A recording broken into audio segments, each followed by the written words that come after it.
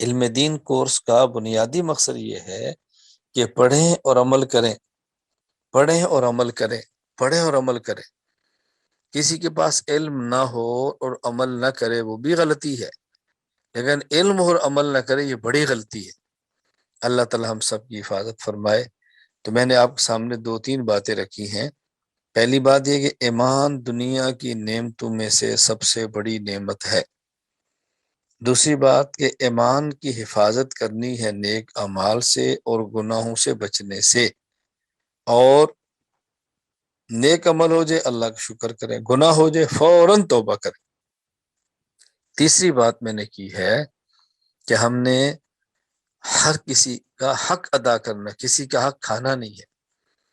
چوتھی بات میں نے کی ہے کہ غیبت سے بہت زیادہ بچیں، بہت زیادہ۔ ہاں ایک بات یاد رکھ لیں، خود احادیث میں موجود ہے، غیبت کا کفارہ کیا ہے؟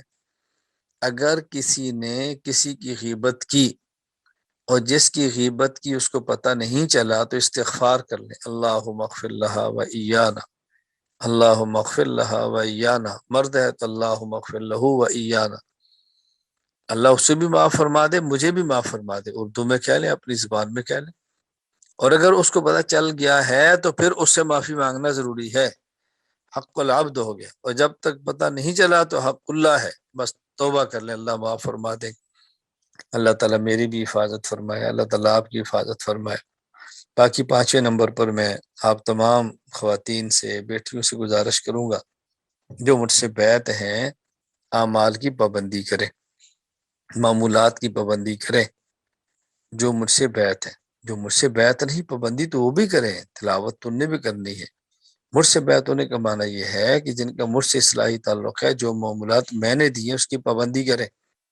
صبح سورہ یاسین اہتمام سے پڑھیں، رات کو سورہ واقعہ پڑھیں، سورہ ملک پڑھیں، جمعہ کے دن سورہ کاف پڑھیں، ہر روز 100 مرتبہ لا الہ الا اللہ محمد الرسول اللہ صلی اللہ علیہ وسلم، 100 مرتبہ استغفر اللہ استغفر اللہ، 100 مرتبہ درود پاک صلی اللہ علیہ وسلم یہ پڑھیں۔